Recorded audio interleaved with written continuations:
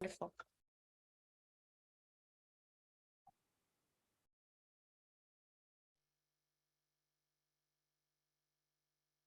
All right.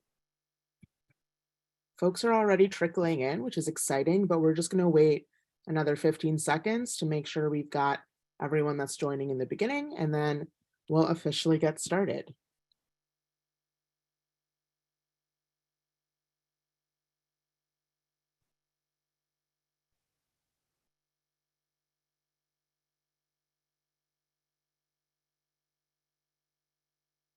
Oh, Masha and Alina, are you comfortable looking at the Q&A for the questions that'll be coming in?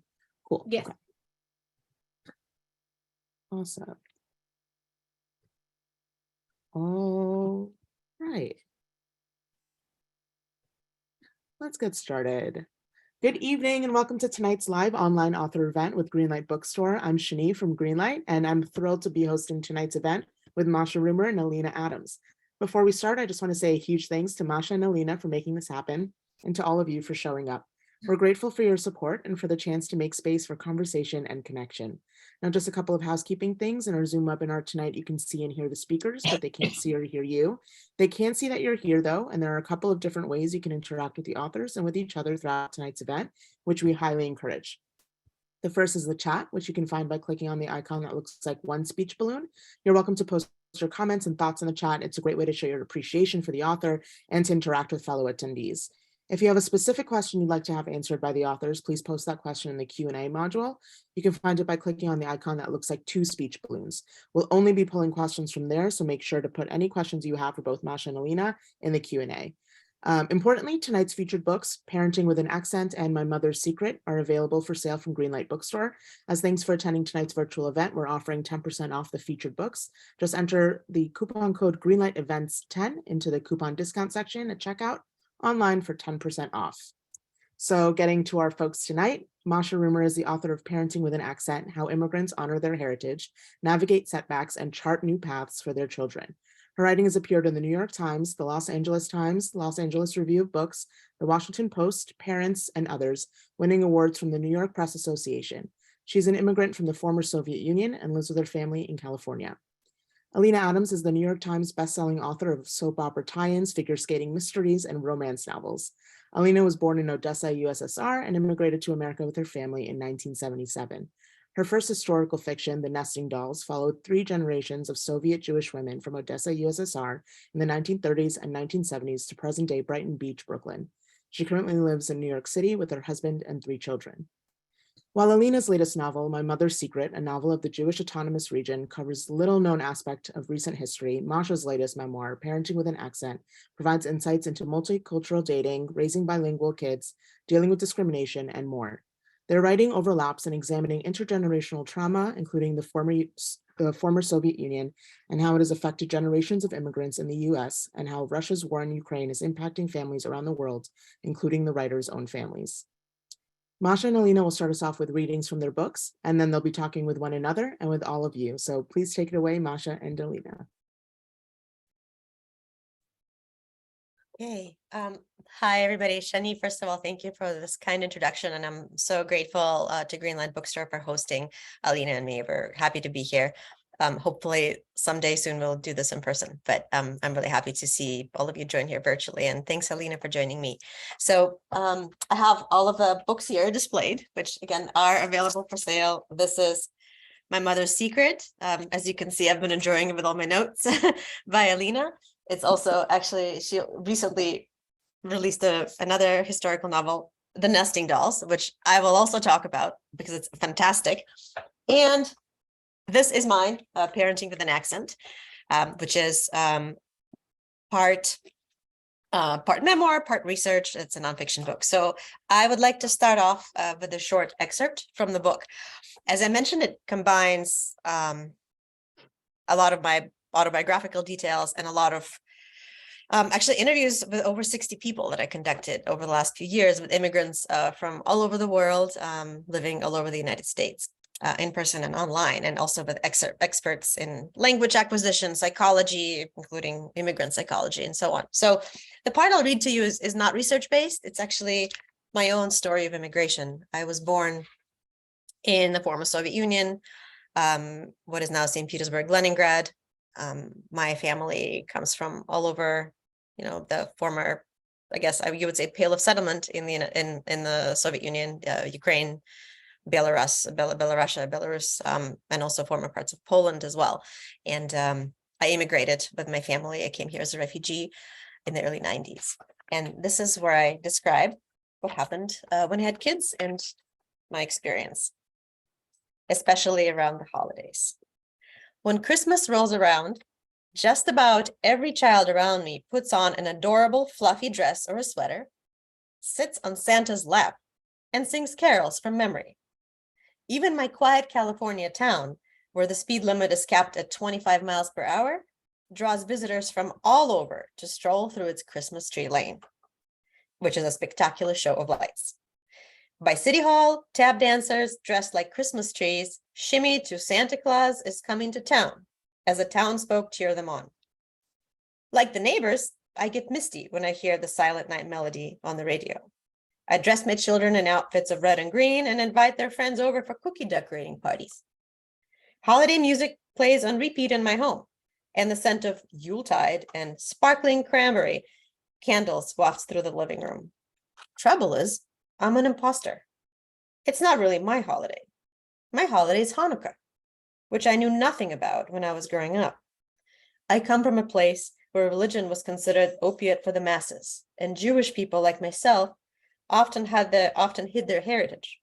Instead, I grew up with an atheist sort of Christmas in Leningrad, Soviet Union, as did my relatives across Russia, Ukraine, and Belarus. There, people ate caviar and fawned over Santa's blonde granddaughter, Snegurочка, or the Snow Maiden, on New Year's Eve. But with my two children and an American husband, who was brought up in a Christian household, we embraced the secular pageantry of Christmas spirit, and the spirit of Hanukkah and the New Year's too, as evidenced by the menorah and the Douglas fir. When my daughter Leah and my son Greg and I arrived at the community center rec room, the Russian-speaking Santa pounds a silver staff against the floor. He jokes in a booming voice that he's already knocked back a few drinks in the morning and winks at the Snow Maiden, his granddaughter. The noise of the performance lulls my son to sleep in his baby carrier, and he misses the whole thing. My daughter, on the other hand, is awake, and she is terrified of the show. She yanks on my sleeve and demands that we leave immediately. On our drive back from the Russian holiday show, I pop in a disc with an iconic Soviet holiday song. In the forest, a fir tree was born. In other words, в лесу родилась елочка. As we roll down the suburban California road, the song's familiarity fills me with longing. What's that music? My daughter Leah asks from the back seat. I'm overjoyed at her question. Maybe now is that special moment to share the family traditions with my kids. All of the traditions, not just the ones sanctioned by upscale home furnishing catalogs. I can't wait to tell Leah about the sledding and the people in fur hats stocking up on smoked fish. Tell her about the schoolgirls with bows in their hair caroling across 11 time zones. We'll visit when you're older, I want to promise her. You'll meet your cousins and we'll go to the ballet and eat tons of pastries. Well, Leah, I start. This is a Russian language holiday song. No, Leah retorts. My daddy sings another Jingle Bells. Can we listen to that? Maybe when she's older. I turn the American radio station on. And when she's older, maybe I'll tell her about my last December in the Soviet Union, about how instead of decorating the tree, my family secretly sold off most of our possessions, the books, the family china, my old doll in a fuzzy blue cardigan, the entire apartment of my childhood with the furniture and the wallpaper and the house plants still in it was gone in one fell swoop, just days before our departure. I'll tell her about the overnight train from St. Petersburg to Moscow, taking my parents, brother, and me to a plane bound for America. Boarding the train to Moscow, I wasn't thinking about the crumbling regime and poverty, where thieves yanked earrings out of women's earlobes in broad daylight, and where war veterans sold their medals on the sidewalk in order to buy bread. I didn't even hear the swirling rumors about a pogrom being planned in my city, and my parents' coworkers offering to hide us. I just helped push the suitcases into the train and clung to the window, clutching an envelope with photographs of all that was familiar, of all that was about to be left behind. Just before the clock struck midnight, a haunting classical melody blurred from the station speakers. The train jerked and began to move. My grandparents, aunts, and uncles on the platform scurried after it. They waved and wept and said something about writing letters, their breaths swirling in the cold. They wafted in and out of the snow-streaked light. My grandfather Abram's walk resembled a march. An eye patch covered the place where his eye had once been, which he'd lost defending his city in battle. I had put drops in his remaining eye so many times to keep it healthy, but now he wasn't really seeing me. He just marched alongside our window, trying to keep pace. His chin was propped high, his teeth were clenched in an emotionless smile. The train sped up, the people on the platform disappeared as the snow kept falling. Thank you, Masha. This is actually, I apologize to Masha before the event started, as I was going to put her book behind me. I was convinced this morning that I had her book. And then when I went to do it, I realized I had given it to my mother, which is actually a really great, I think, endorsement. When you give a book to your mother, it's like when you give a mouse a cookie, when you give a book to your mother, it means you really like it.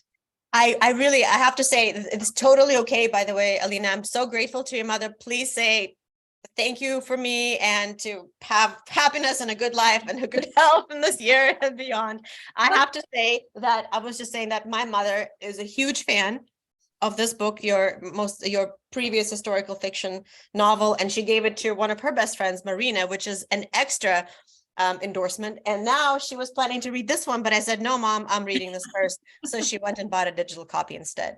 And she said, what one of the biggest compliments is, besides the fact that the book is really great, that is the fact that the font is just the right size. That's what my mother says too. We have to meet. So thank you so much for that intro. It actually leads really nicely into my book, which I will be reading, which is fictional, but I think that this mood and the theme that Masha said is perfect. So this is from chapter 1, from My Mother's Secret, a novel of the Jewish Autonomous Region, Moscow, USSR. She had her ticket. All that was necessary now was to get on the train. Regina glanced over her shoulder. Yaroslavsky railway station was as bustling as ever. Men in gray suits and ties, patched jackets, and caps with brims that flopped over their eyes jostled women wearing wool coats trimmed with rabbit fur, some with kerchiefs over their heads, others sporting more fashionable berets. All rushed to board trains from Vladivostok, Kirov, Tomsk, and a host of other eastern destinations.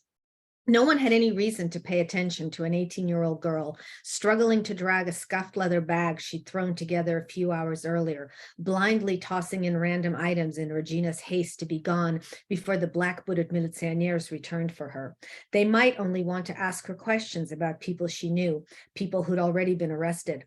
They might arrest and then release her if she provided them with the answers they were seeking, or they might put her on trial, the kind of trial where an innocent verdict wasn't an option. If Regina were braver, she might have stuck around to find out. If Regina were braver, she might have stuck around to defend her friends, who she knew had done nothing wrong, same as her. If Regina were braver, she wouldn't currently be at the train station, glancing furtively over her shoulder. She had her ticket. What she didn't have was permission to leave or settle elsewhere. Soviet citizens were the freest in the world. Maintaining this freedom necessitated their leaders knowing where each was at all times. This led to stability, the seedbed of liberty.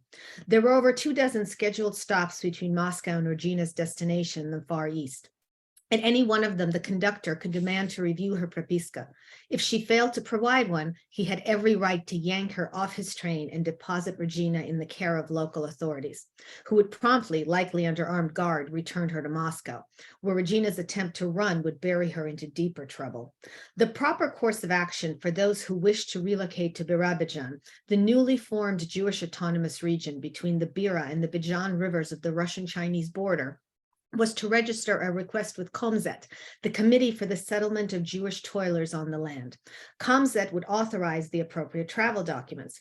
They might also bring her name to the attention of the authorities. She couldn't risk that, not until everything blew over, which it would have to sooner or later. Regina hadn't done anything wrong. It wasn't her fault she'd failed to realize until it was too late that those around her might have. If only she could make it to Birobidzhan. Comrade Kaminsky, head of the village Soviet, would surely vouch for her loyalty to the state. They'd always had a good rapport whenever he'd visited Moscow. Regina had listened enthralled to his tales of Birobidzhan, its rich farmland, its plump livestock, the trees full of fruit and the rivers full of fish.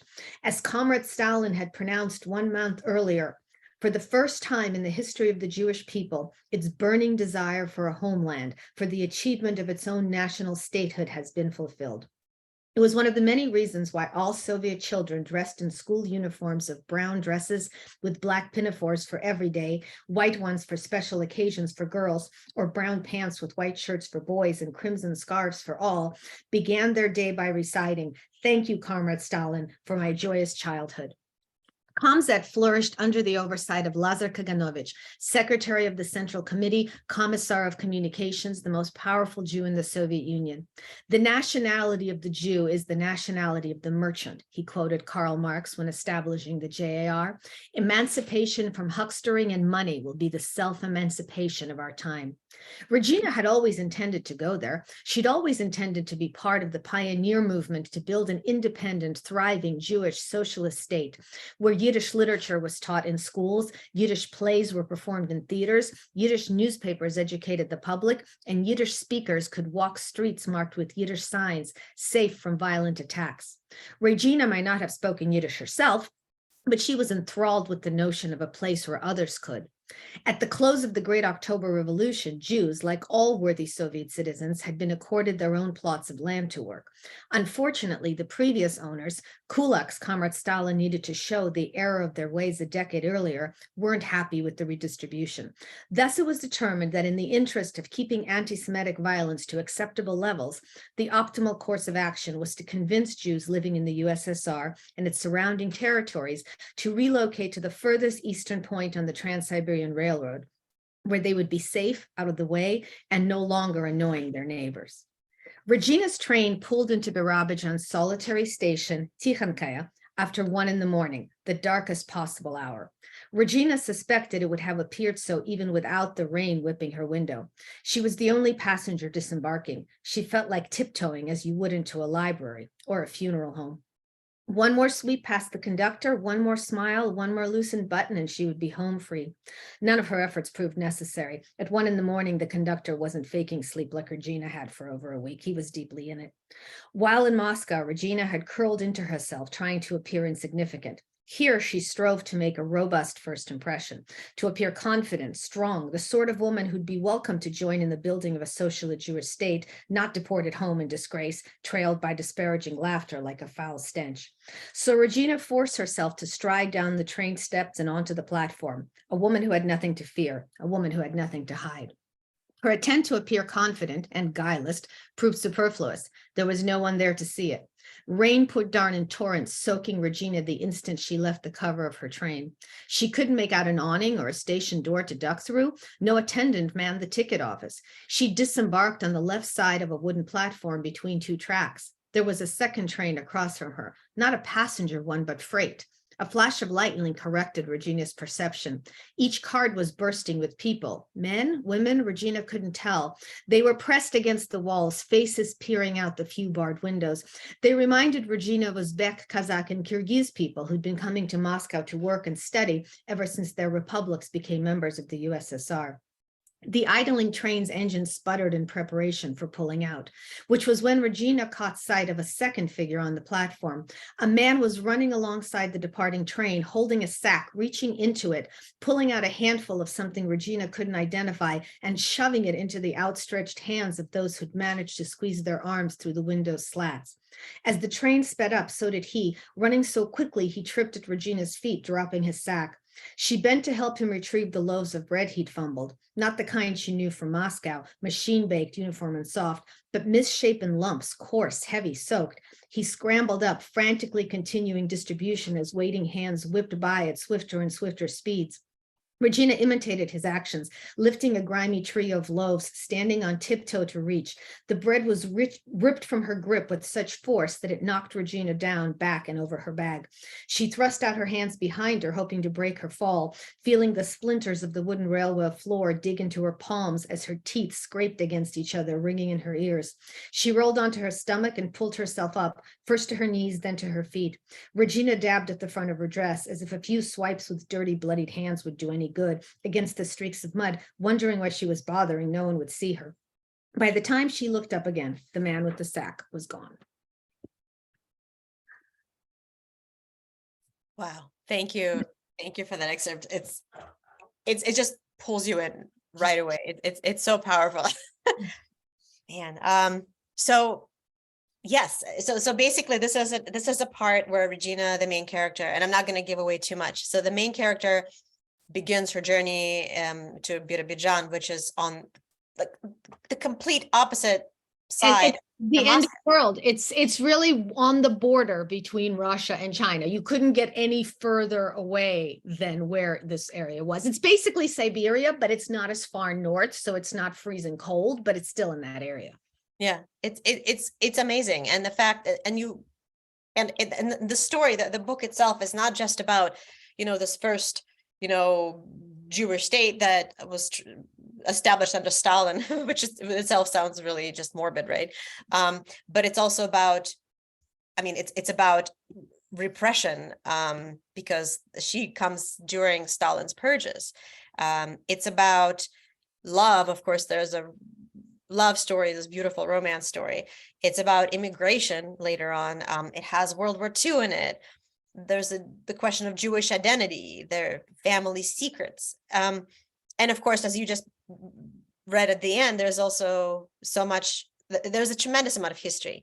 But you don't have to be history buff to enjoy this book. You explain it in such a beautiful visual way that you take all of these historical facts and make them just unputdownable, basically make the book unputdownable. And at the end, you heard about people being moved in the opposite direction on the train, and that's also, you managed, Alina, you managed to include the relocations, because Stalin forcibly relocated millions of people, like more than 3 million. In this case, these were ethnic Koreans that were relocated because the idea was that they were obviously going to be traitors.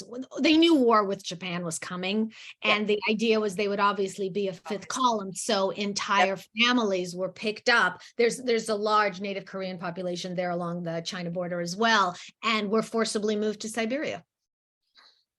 It's astounding. Actually, that includes a family member of mine too, whose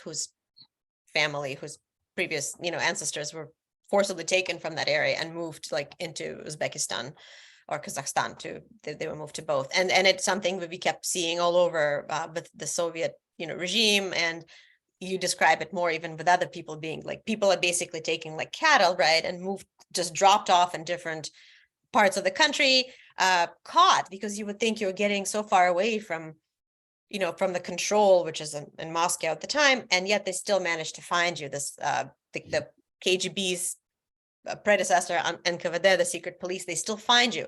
You go to labor camp, to Siberia. So this fear of this big brother watching is present throughout the book. So to get back to the original question I wanted to ask you, I'm just so fascinated by how you managed to pull it all together. What inspired you to write this book? What was your impetus for writing, telling the story, and putting the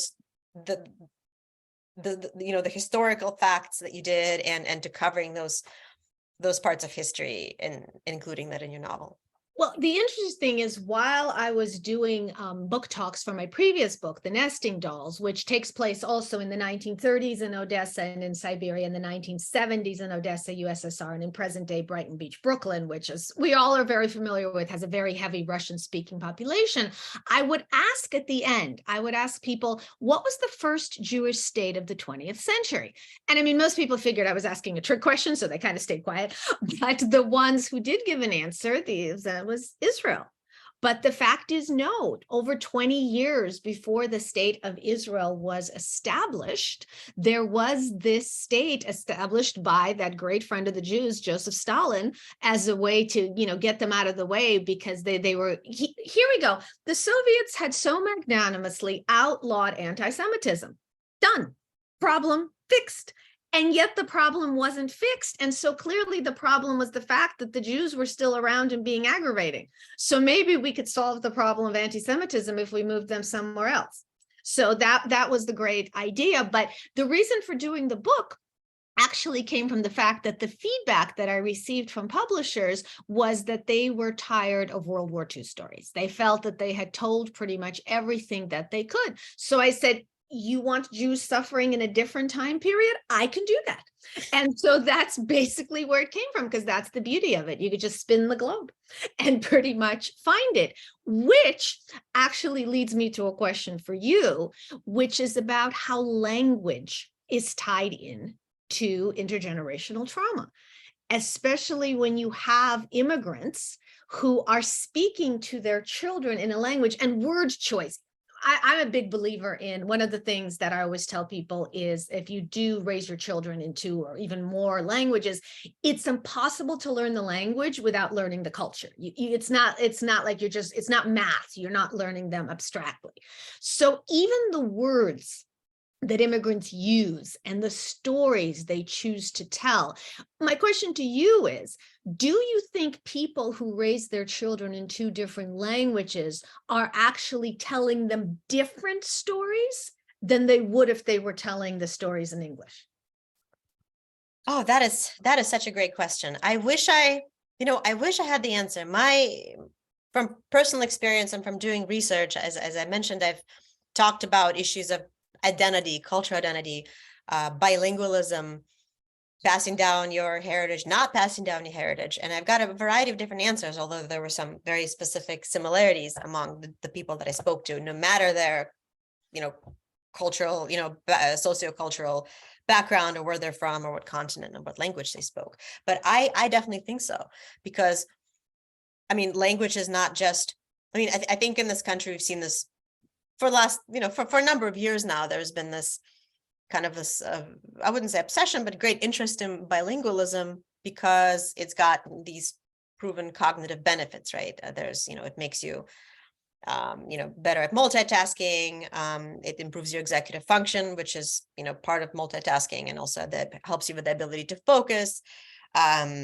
Right. So many New York City public schools have dual language programs specifically out of the research that shows that those are benefits that come with speaking 2 languages. Exactly. And actually, I got the opportunity to interview the researcher that postulated the cognitive benefits, plus Dr. Ellen Bialystok, who is up in Canada at York University. And there's also the benefit, if people are older, for those of us who are bilingual, it staves off the diagnosis of dementia by 4 to 5 years, which is great, right? Benefits when you're young, benefits you're old. What's not to like, right? But at the same time, there are so many more things about preserving a language that are not quantifiable, which is something else I try to explain in the book. It makes you more empathetic. Again, there are studies about that, so I guess that's sort of quantifiable. Right, which comes back to what I was saying. You can't learn a language without understanding why they have a word for this. But exactly, the stories we tell, the jokes. I was just trying to translate for my husband the jokes that my parents shared, like the Jewish Odessa jokes, and like, what are we putting in the salad? Let's do something really wild.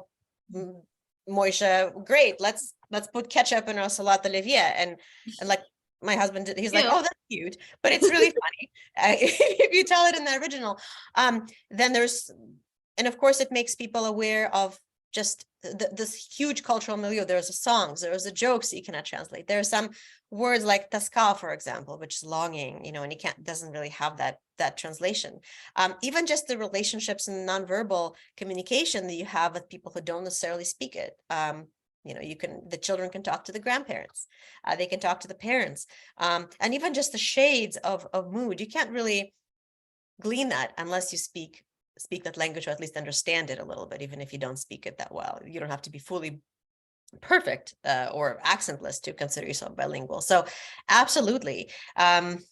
And obviously translation, and there's a lot of work we're seeing that's translated from across the world, which is great. But there's something that's about reading the work in its original form, even if it's letters, family letters or memoirs that are passed down generation to generation.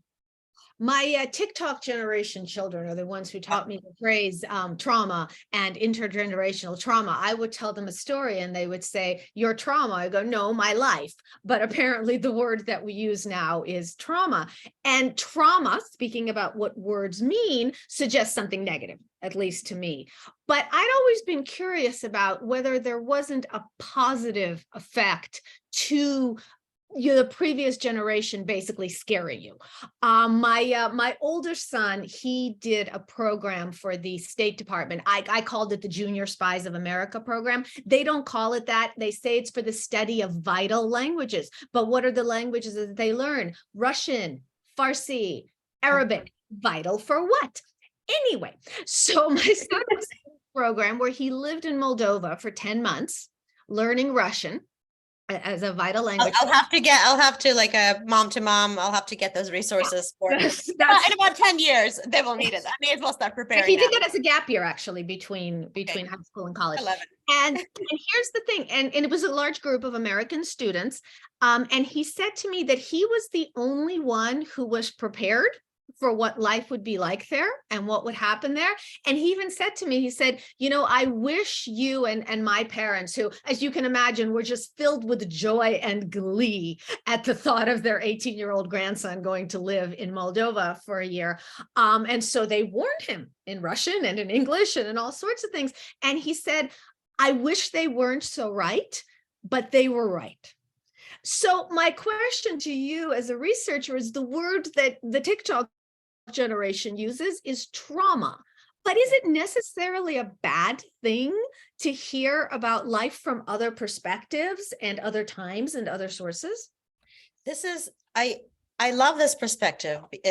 Of course, there's so much depth to it. And I guess one of the examples I'll give you is not from my research and asking those questions, and this world, the expanded worldview and this understanding of what other people go through. So obviously that goes back to empathy, but even from my own recent experience, and we'll get political here. For example, my daughter recently went to somebody's eight-year birthday party at a park in California. So then there's, it was a few months ago, there's obviously cake, there's like shaped like a kitty cat, there's, little games that they're playing, it's sunny, I think it was in the fall or summer, it was warm, probably California warm. And they're all playing and talking, and then I approached the table to see what they're actually talking about. And I must preface this by saying that most of the people in the group were Russian speaking. They were with families from Russia, from Ukraine, from Belarus, Armenia, so former Soviet Union. So obviously they're very touched by Russia's war in Ukraine. And I come up to them and I'm thinking, like, what are they talking about? Maybe Pokemon cards, maybe like teachers or, Barbies, whatnot. But I come up to them and they're talking about politics. And they're saying in English, although some Russian, they're saying, my mom cries every night because her parents, my grandparents, are in Ukraine. And the other boy says, yes, I know what you mean. These are 8-year-olds, right? 7 and 8-year-olds. My mother is from Ukraine and my dad is from Russia, but we support Ukraine. And the other girl says, yes, my parents were born in Russia, but they do not support Putin. They're really worried about Ukraine. And I don't want people to think just because they're from there that I support Putin because he's the bad guy. And then they say, like, and then somebody else says, actually, I think it was my daughter, did you know that these Russian these Russian people went into space and they wore yellow and blue. And when they were asked why they wore yellow and blue, which is the color of Ukraine's flag, they said, oh, that's just the fabric that we had. Weren't they so smart? And then at the end, they like cheer and say, Ukraine will win. Ukraine is great. This is like your 8-year birthday party. And I think there's something about listening to their parents, seeing their tears, or even among the grandparents, seeing those, the memories of purges, the memories of anti-Semitism, the memories of violence against other nations, sovereign nations, being floated back to the surface. And they are seeing all that and learning from all that. To bring it back to language, another thing that my older son likes to say is it's amazing how many people have an opinion about a country who 10 months ago they couldn't find on a map, which brings me sort of to the level of knowledge. I spent because we immigrated earlier than you did. We came in the late 1970s. So I have spent most of my time in America with people saying to me, you're Russian. And I say, no, I'm not. I'm actually from Odessa. And they go, oh, that's right. You're Ukrainian. And I say, no, because when I lived in the Soviet Union, my nationality, not my religion, but my nationality on the notorious fifth line in my interior passport said Jewish. So to me, you're talking about identity. I've always identified as Jewish, Russian speaking, because Odessa is very heavily Russian speaking. It's actually not a Ukrainian speaking city. It's a Russian speaking city. It's a port city. It's a very international city.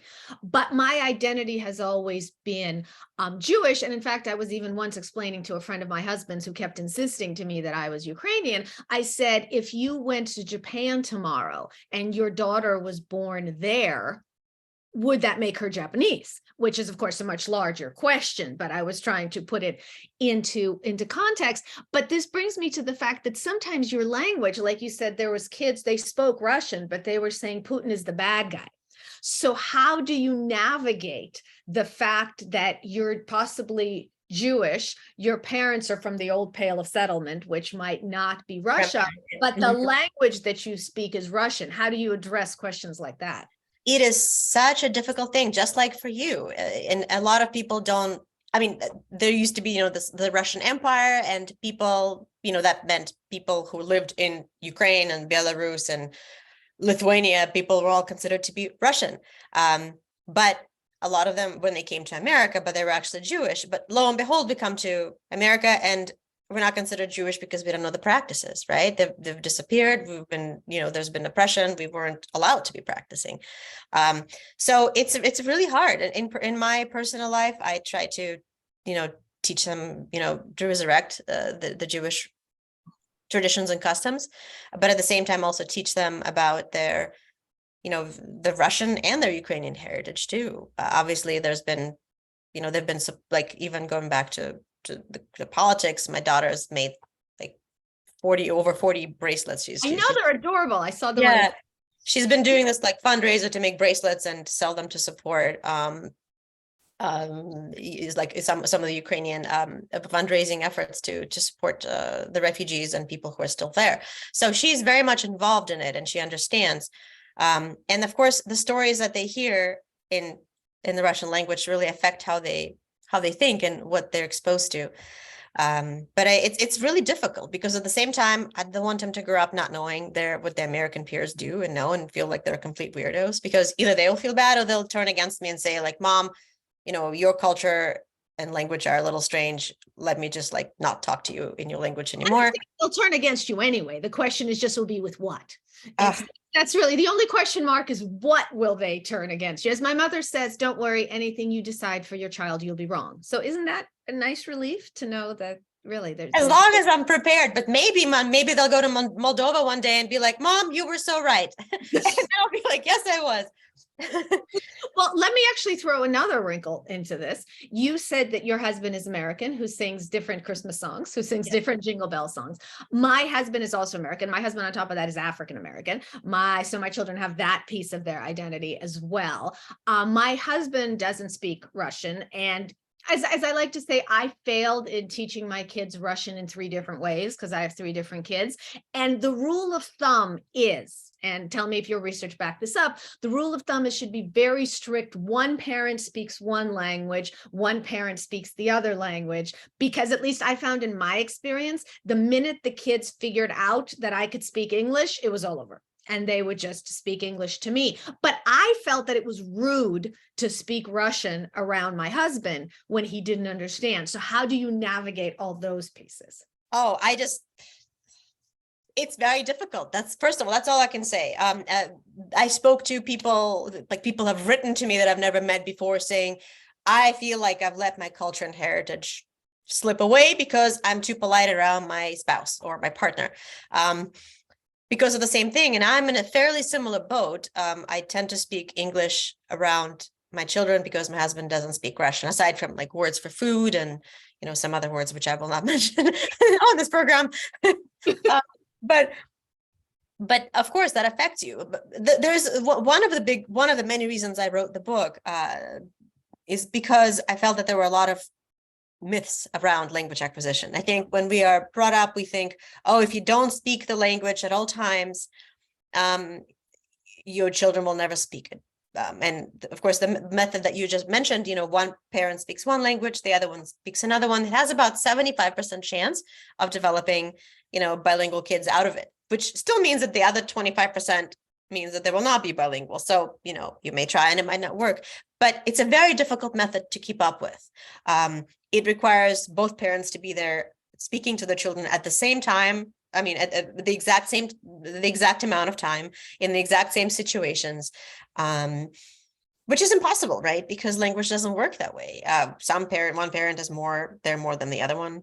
And also like if you work, for example, like 10, 12-hour days, and you come home, maybe you're tired, maybe you can't force yourself to speak. And it's happened to me when I tried speaking to my daughter and she started rebelling when she was a toddler or not feeling like speaking Russian back to me. And I had a choice. Do I try to force her to do it, or do I just try to connect with her on any level just so I have that connection? And I chose the latter until she showed signs that she was actually interested in learning Russian again. But there are many other ways of learning. And one other thing is a question of equity. A lot of maybe for some well-to-do families, you know, there is this ability to send them, you know, set them up with like the native language speaking nanny, or send them to this childcare place where they can get those regular access to the language. But it's not always the case. A lot of people work around the clock. They don't have the means or even just the attention span, like the brain power to think about what language they're putting out there for the children's, you know, most advantageous input. But even if one person, there's code switching, people can speak both at the same time. And that's something that I've been doing. Eventually I gave up on one parent, one language. And I wouldn't say they're perfectly bilingual, but they're learning and they're getting better every day. So there are many ways. I had a brilliant idea when they were little. I learned baby sign language on top of that. And I thought if I did the same sign when I said the word in English and I said the word in Russian, this could be a bridge between them. It was a brilliant idea. I don't know if it necessarily worked. My oldest one, as I said, went to Moldova to study Russian. The second one actually studied sign language as his foreign language. So I don't know which part of his brain was activated. And my daughter That's amazing. Switches back and forth. So it was a thought I had. But so one more question, not to put you on the spot, but it's just, you're such an expert in. I'm one of my kids always say to me, could you stop just random people in the elevator, just asking questions about them? But I'm one of those people who, when I find someone who's an expert in something, probably, right? and so I want to ask questions. So let me ask you, follow up on something else you did. You said about you feeling that you're letting your children down on their Russian heritage or whatever it is. But here's the question. Goes back to my thing. They don't have a Russian heritage. They're not Russian. They just happen to accidentally be, and by accidentally, we mean because they were shoved in there, or their great grandparents were. So my question to you is, I mean, it's different when you have families who are Spanish speakers or Chinese speakers, or countries where they still have a strong attachment to and they are Chinese or Dominican or Irish, which is its own language. People are surprised to find out as well. But for someone like you and me, why bother keep up the Russian? It's not their heritage anyway. You know, and it's a question I feel like so many people grapple with, and it changes all the time. Again, for a lot of people, it's like this cognitive, you know, maybe you'll get a better salary. Again, it only applies. We don't have time to discuss this here, but there's so much racism when it comes to bilingualism, because a lot of times language is separated from the actual speakers. So we may look at a language as, oh, this person is so intellectual, but at the same time, the native speakers of that language are considered to be like, hey, don't speak English, it's America, right? And it's not considered to be advantageous at all. But the question of identity is very difficult. I came here as a teenager, and I still find myself, I would say, neither here nor there, but also a little bit kind of tiptoeing in both places. When I go back, I went back to St. Petersburg once, and I stood out like a sore thumb. My language was no longer as good as it used to be. I smiled a lot, which was probably Yeah, also a that's what giveaway. they say. When we visited my son in Moscow, he did an internship after Yeah. Moldova. He did an internship in Moscow, and he was like, "Well, I mean, our family sticks out anyway in Moscow, but it's the smiling." He said, Yeah. "Stop smiling." Yeah, it's like, what's wrong with you, right? Like, there's a saying, laughter without a reason is a sign of foolishness. So, like, why would you do that? Exactly. A friend of mine went to Russia a few years ago, and he was telling me he went into this beautiful church, and somebody who worked there came up to him and said, "Young man," it was wintertime, I should so say, and they came up to him and said, "Young man, please take off your hat. You are not in a synagogue." So we still have our, Jewish features, and there's still, a lot of anti-Semitism that's rampant, unfortunately. But the heritage, right, being from the former Soviet Union, which I left only like a year after it collapsed. Having family, my two grandmothers are from Ukraine, my grandfathers are from Belarus. That's all, and of course, they were all brought up Jewish until just a couple generations ago, and it's all part of our culture and heritage. And I feel like it's surprising how much it's a part of who I am, and that became incredibly evident when I had my daughter, my first child, and it was not something logical, but I needed to teach some of this to her and to explore some of this in myself. And I'm just really happy that I'm doing it, even though it's not easy and it's kind of a touch and go process. What about you? What has it been like for you passing this difficult to put in a box heritage to your three kids? It's actually complicated. When I say that I screwed up in 3 different ways, I actually tried different things. My older son, talking about equity, at the time when we had just one child, we could afford to have a full-time nanny who was a Russian speaker. So she spoke to him in Russian, and his comprehension was quite good. You know the Russian expression, like a dog. He understands everything, but he can't speak back. Right. My mother jokes that he speaks Russian with a Georgian accent, not Jimmy Carter, Stalin. And yeah, so he has that accent. Although since he's formally studied it, he knows grammar better than I do. Like, he'll ask me how to conjugate something, and I'll tell him, and he'll say, "Oh, why is that declension? What is it neuter?" And I go, "I don't know. It just sounds." Because I said so, child. Just go write it down. Sounds right. So his actual formal and his reading and writing, because he learned it formally, is actually better than mine. With my second child, he's of the, if you want him to do something, then that is his goal in life, to not do something. So he would not speak Russian at all, except his 2 key words were "мороженое полотенце," ice cream and towel. I don't know why those broke through. I love that. Those were the 2 words that he could speak. And my daughter, she actually does rhythmic gymnastics. So she is very often surrounded by Russian speakers. But my African-American daughter, who practices rhythmic gymnastics at an African-American club in Harlem, when they go to competitions in Mill Basin or Brighton Beach, let's just say that there are Russian speakers standing next to her who it never crosses their mind to think that she might understand what they're saying. And that's something and this is something you describe here. I'm sorry to interrupt, without getting too much into the novel, The Nesting Dolls. You describe that so well. This, what it's like to be, I guess people's the blatant racism and the way people treat each other when they think somebody, what people think they can get away with, yes, if they think somebody doesn't understand the language that they speak. So my kids have had very, very different experiences. We have been talking nonstop, and we have been told that the folks who are here might have some questions. So I'm sorry, I don't mean to cut off brusquely. Just, I don't want to take up more of people's time. This was scheduled for an hour, and I'm very conscious these days people have been staring at a screen probably for the last 12 hours. I don't want to make them do it any longer. So I would like to ask whether there are any questions that people have. Because otherwise, as you can tell, we can keep talking. Oh, yeah. We should do another one of these. Yeah, so please type them in. Please type in your questions. It can be, even if it's a commentary about your experience as an immigrant, or if you have an immigrant family member, or just something that you would like to know about, history of Birobidzhan, or something about Stalin. You can ask about repressions. Ask us about Stalin, or even things like, and it was so interesting when I read your introduction in your book and you talking about your immigrant experience coming as a teenager to the United States. It was fascinating because over the last few years, I have had people tell me with a straight face that anti-immigrant sentiment in America began in the year 2016.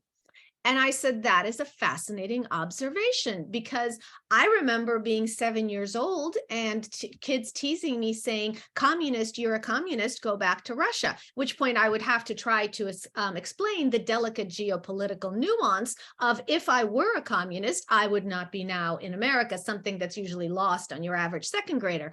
So, but I mean, you wrote about the kind of comments you received. I believe you talked about a teacher who had a sign in their classroom.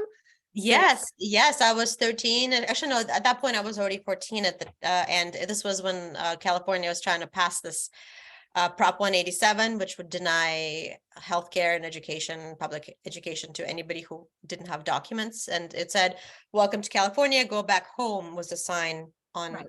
I remember seeing that because I grew up in California as well.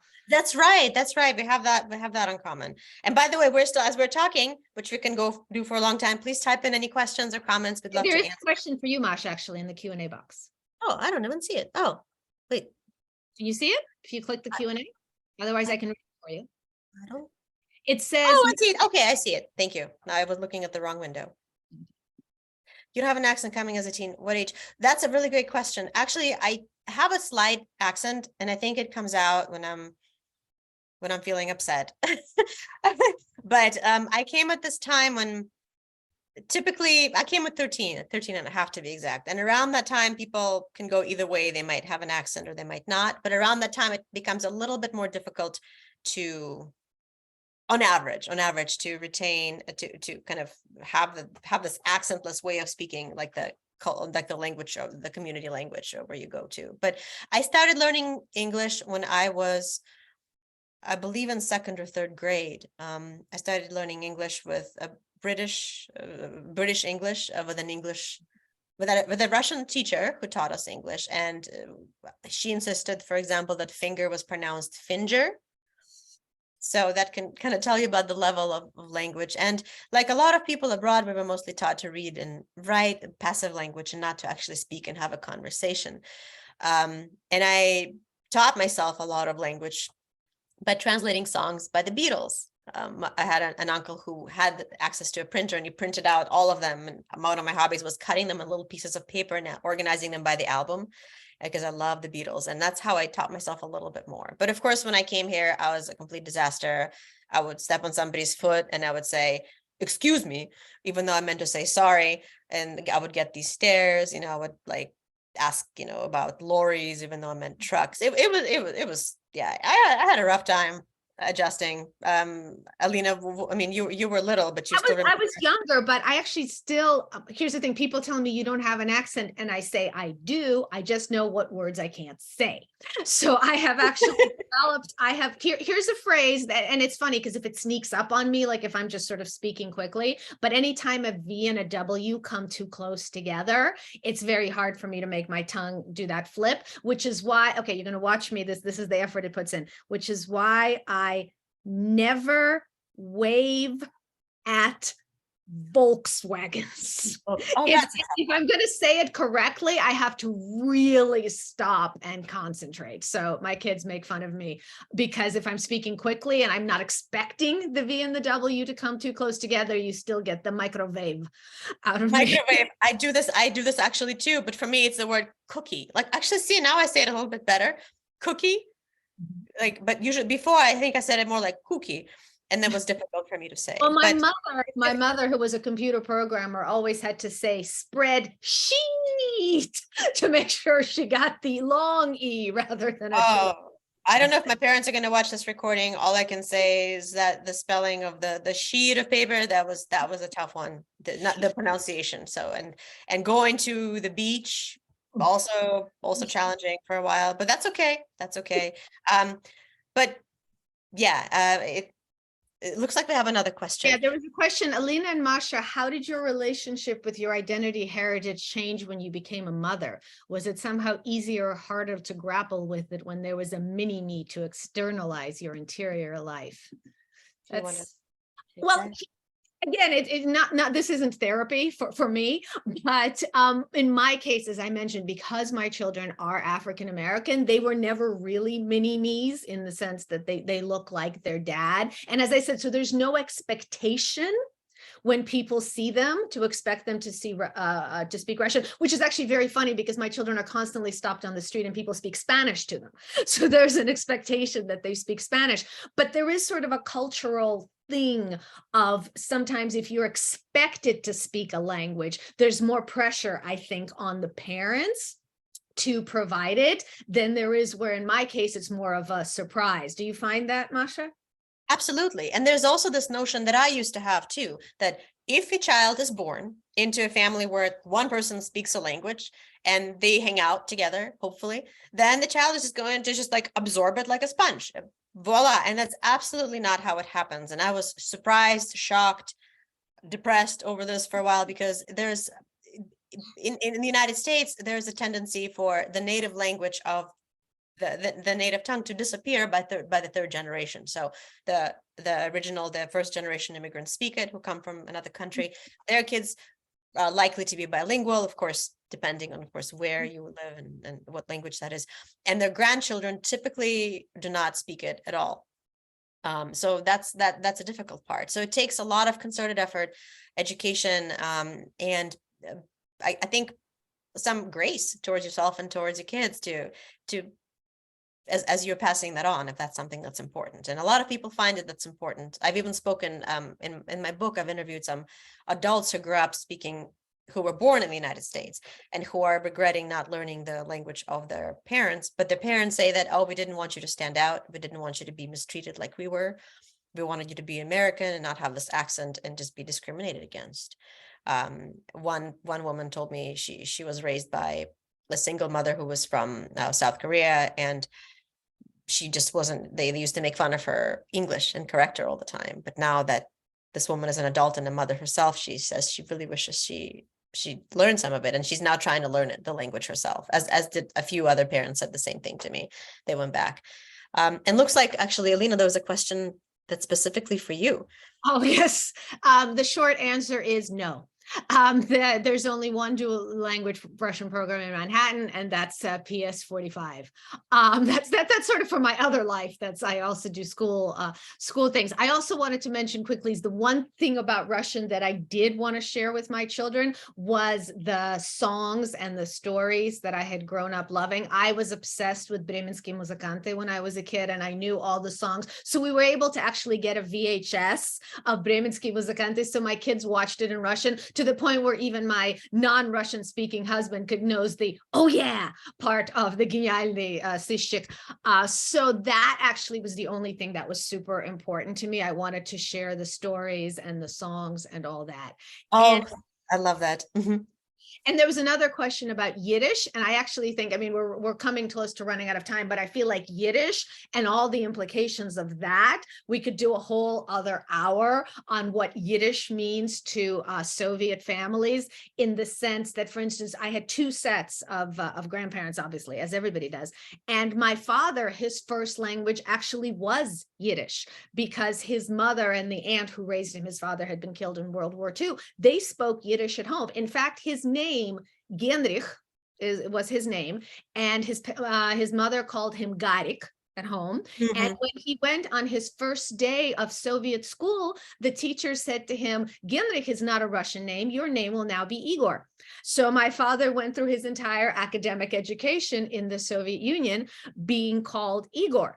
Whereas on the other hand, my mother's mother had grown up in Odessa, and she thought that she was very cosmopolitan and very assimilated. And she was so proud of the fact that her children did not speak Yiddish. That was actually a point of pride for her. Meanwhile, her husband, my mother's father, had grown up in shtetl, moved at 13 13 years old, he moved alone to Odessa to work, to live alone in a boarding house, to work in a factory during the day, and to go to school at night.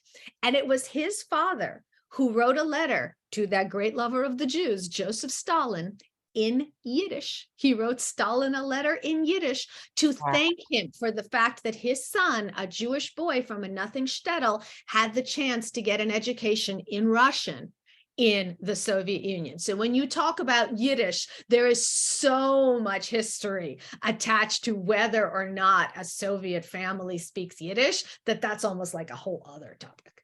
That should be a whole other book. And I love that. And to answer the question, all 4 of my grandparents grew up speaking Yiddish, or at least knowing Yiddish, but they didn't speak it for the rest of their lives after that.